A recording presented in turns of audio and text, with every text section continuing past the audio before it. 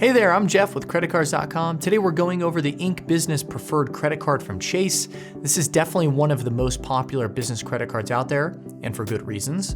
So we'll cover the main things you need to know about this card in today's video. We do, however, have a full review on our website. So some of you may even be watching this video that's embedded in our full review. If that's you, you're in the right place. If you're watching on YouTube though, we will link a bunch of helpful articles, including that full review in the video description below, so you can get really smart on this credit card. For this video, it's more of an overview. So let's talk about the rewards first. Now, since this is a business card, naturally it earns the best rewards in categories where a business might spend a lot of money. And that's ultimately perhaps, the most important thing to consider when you're looking for a credit card for your business is the rewards and the reward categories. So the first thing is the card earns 3 points per dollar spent on travel, which by the way, is actually a really broadly defined travel category relative to a lot of other credit cards out there.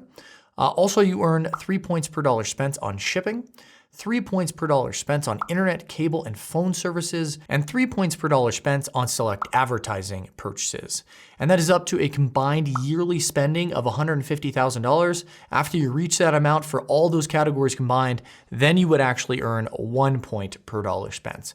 And then for general purchases, you would earn 1 point per dollar spent. So overall, I would say the rewards are pretty solid, but you still should do a mock budget to see in which scenario you come out ahead. So you should compare this card against some of the other, popular, maybe flat rate business credit cards out there.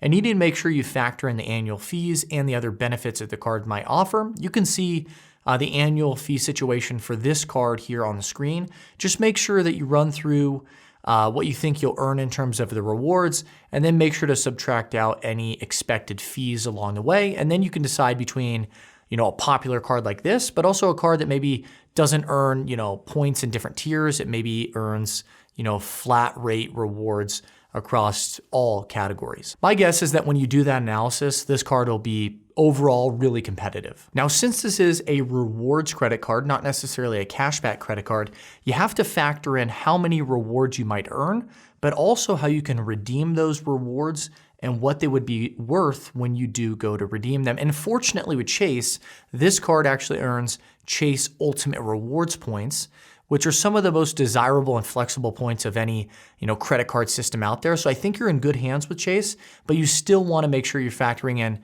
the quantity of rewards you have, how you can redeem them, make sure that's relevant to you, and then perhaps what the redemption value would end up being. Now you can learn more about the different redemption options on our website in our full review, but a few of the main ones are cashback and gift cards, and those would have a redemption value of 1 cent per point. But the value of certain different redemption options can vary. And then you can also redeem your points for travel. Now, when it comes to travel, you have two different main options. You can use your points to book travel through the Chase Ultimate Rewards portal, which is kind of like using Expedia or Kayak. And if you go this route, you get a 25% boost on your points. And the other option is to transfer your points to outside loyalty programs. Now, Chase has a number of different travel partners, both hotel and airline groups.